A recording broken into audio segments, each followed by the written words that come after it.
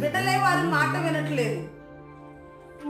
వారి గ్రామాన్ని వారు దేవునిలోకి నడిపించుకోలేని క్రైస్తవులు ఈనాడు ఉన్నారు. ఎవరు భక్తి వాళ్ళదే అనుకుంటున్నారు.